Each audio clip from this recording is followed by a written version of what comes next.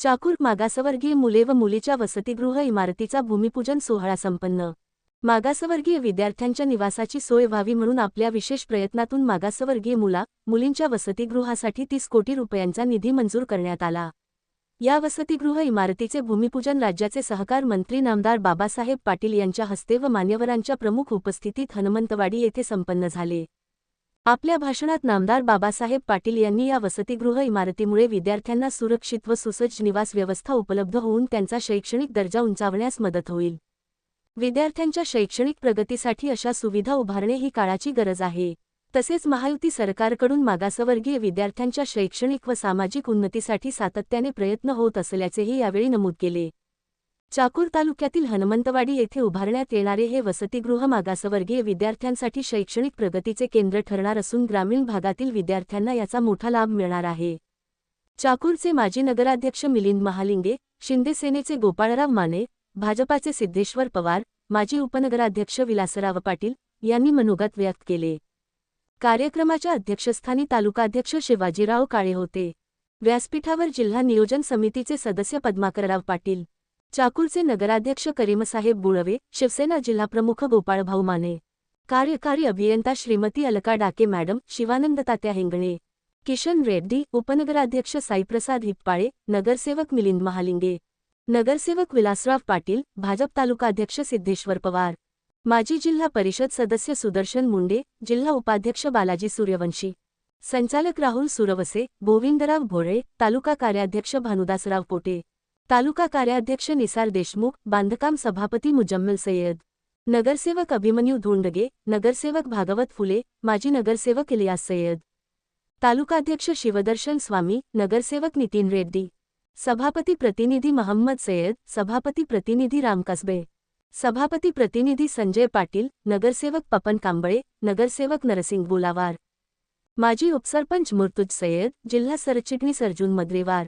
युवक राष्ट्रवादी काँग्रेस तालुका अध्यक्ष संदीप शेटे, तालुका उपाध्यक्ष गणपतराव कवठे, नितळे, तालुका उपाध्यक्ष सिद्धेश्वर आप्पा लोहारे, तालुका उपाध्यक्ष सिद्धेश्वराप्पा अंकलकोटे, जिल्हा कार्याध्यक्ष विष्णू तिकटे, शहराध्यक्ष शिवशंकर हाळे, तालुका कार्याध्यक्ष विवेक शिंदे, तालुका उपाध्यक्ष परमेश्वर नवगण, तालुकाध्यक्ष विश्वनाथ हेडके, ज्येष्ठ नेते अशोकराव पाटील, मच्छिंद्र नागरगोजे, निलेश भंडे, अंतेश्वर पाटील, भागवत कुसंगे, मधुकर मुंडे, महेश वते, बाबूभाई दापकेवाले, समाधान डोंगरे, मनमथ पालापुरे, बिलाल खा पठाण, प्रदीप पाटील गोळेगावकर, मनोज पाटील, युवराज हाके, मनोज नरवटे, निवृत्ती नरवटे, प्रभाकर नरवटे, परमेश्वर पाटील, शंकर पाटील, हनुमंत नरवटे, माधव नरवटे, रमाकांत नरवटे, मारुती नरवटे, लक्ष्मण चव्हाण, दिगंबर किसवे, बजरंग नरवटे, संग्राम नरवटे, नामदेव नरवटे, समाधान जाधव, अण्णाराव नरवटे, लक्ष्मण जाधव,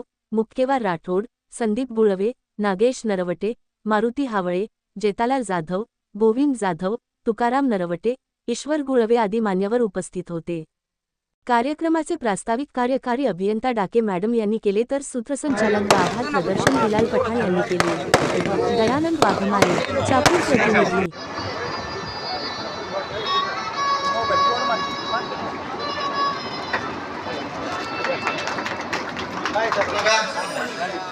तीस कोटी रुपयांच्या कामाचा भूमिपूजन सोहळा, शासकीय मुला मुलींच्या वसतिगृहाचा भूमिपूजन सोहळा, तुम्हा सर्वांचे लाडके नेतृत्व, लोकनेते, महाराष्ट्र राज्याचे सहकार मंत्री आदरणीय बाबासाहेबजी पाटील साहेब यांच्या शुभ हस्ते 30 कोटी रुपयांचा भूमिपूजन सोहळा या ठिकाणी पार पडलेला आहे। अशा 2 मजले आहेत आणि या इमारतीमध्ये 100 मुलींचं आणि 100 मुलांचं अशा सोयी या दृष्टिकोनातून संपूर्ण सोयी करण्यात आलेल्या आहेत। या ठिकाणी तळमजल्यामध्ये 12 रूम्स आहेत, खोल्या आहेत। त्या ठिकाणी किचन, सुसज्ज असे kitchen, dining hall, TV room आणि गरीब हालाकीच्या जीवनामध्ये जीवन जगतोय, कसं विद्यार्थ्याला शिकवावं, अतिशय त्याचे वडील कष्टातून प्रयत्नातून शिकवतात, परंतु खऱ्या अर्थानं त्या आई वडिलांना एवढा मोठा आधार आहे की आपल्या लेकराला इथं मोफत सगळी व्यवस्था वसतिगृहामध्ये मोफत मिळणार आहे। म्हणून डॉक्टर बाबासाहेब आंबेडकरांनी सांगितलंय,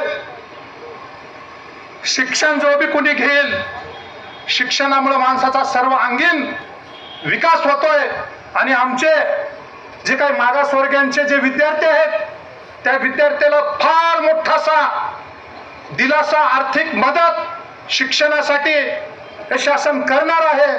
आणि जे जे काही 85 गाव आहेत चाकूर तालुक्यामध्ये जे मेरिटमध्ये ऑनलाईन आहे त्याच्यामध्ये कुणाचा वशिका काही नाही, जे विद्यार्थी हुशार आहेत त्यांचा बिलकुल या ठिकाणी नंबर लागणार आहे. म्हणून मी जास्त काही नाही न बोलता, साहेब आपण अतिशय चांगल्या पद्धतीमध्ये मी गेले 20 वर्ष आपल्या सोबत आहे, परंतु मागासवर्गीयांच्या आणि दलितांच्या कुठल्याही अडचण असेल, समस्या असेल, काही सार्वजनिक काम असेल आतापर्यंत साहेबांनी सोडवण्याचंच काम केलेलं आहे. म्हणून मी या ठिकाणी पूर्ण एससी समाजाच्या वतीनं, पूर्ण दलित समाजाच्या वतीनं मी या ठिकाणी त्यांचा एक प्रतिनिधी म्हणून आपल्या या ठिकाणी खूप खूप आभार मानतोय, अभिनंदन करतोय. आणि खऱ्या अर्थानं पुढील काळामध्ये जस आपण शिक्षणासाठी याच इमारतीमध्ये आपण साहेब महिन्याला 2 महिन्याला जवळचा वेळ मिळेल तसं आपण येऊन इथली पाहणी केली पाहिजे की खरोखर विद्यार्थ्यांना 2009ला आमदार आपण केला होता. त्यावेळेस अपक्ष म्हणून मला काम करायची संधी दिली. त्यावेळेस आम्ही प्रयत्न केला होता. त्यावेळेस युवराज पाटील आमच्या सोबत होते आणि त्यांची अयोध्या सिटी होती, तिथं आपल्याला आम्ही बघितलं होतं आणि तो देखील त्यावेळेस आपल्याला ते काम करता आलं नाही. मध्यंतरीच्या काळामध्ये विलास पाटील साहेबांनी सांगितलं होतं, मिलिंद रावांनी सांगितली की चाकूरच्या जमिनीचे भाव जास्त आहेत आणि इथल्या लोकांना वाटायचे की त्या जमिनीप्रमाणे भाव भेटावा. त्याच्यासाठी आम्ही प्रयत्न केला. हायवे जाण्याच्या अगोदर विलास पाटलांनी उमाटेच ना हां उमाटेला तयार केलं होतं. आम्ही सगळे त्यांच्याशी बोलणी झाली. उत्तमराव जाधवच्या जवळ मी त्या तळ्यापाशी जागा बघितली होती, पण डिपार्टमेंटने ती जागा तळजवळ आहे त्याच्यासाठी ती जागा त्यांनी सिलेक्ट केली नाही. मग उमाटेंनी जागा दिली, द्यायचा प्रयत्न केला, विलास पाटील साहेबांनी प्रयत्न केला. पुन्हा हायवे गेल्यावर हायवेचे पैसे आल्यावर उमाटे म्हणलं आता घेत नाही. खरं आहे, कुणीही देऊ शकत नाही. मग पुन्हा कुठे बघायची, लांब पडलं तर पडलं. मग आपल्याला ही वाडी गायरान इथं भरपूर आहे, त्याच्याशिवाय पर्याय नाही. म्हणून या ठिकाणचा पर्याय आपण निवडला. याची ऑर्डर मागं झाली होती, पण एका कर्तृत्व अधिकाऱ्याने ती कागद कलेक्टर ऑफिसला तसंच दाबून केला. ही ऑर्डर नंतर पुन्हा कलेक्टर मॅडम तहसीलदार साहेबांच्या पाठीमागे लागून पुन्हा या भागामध्ये चांगलं आहे, रोडवर आहे. कारण आतापर्यंतचे 2-3 क्षेत्रामध्ये बघितलं, मी स्वतः माझा अनुभव बघितला की सरकारचं मत असतं की लोकांचा सहभाग असावा. प्राथमिक आरोग्य केंद्रासाठी देखील लोकांचा सहभाग असावा. म्हणून ज्या गावात जागा भेटते तिथं प्राथमिक आरोग्य केंद्राला प्राधान्य देत असतंय. पण जिल्हा परिषदमध्ये असल्यापासून मी बघतोय की ते चुकीचं आहे. आपण मंजुरी देत असताना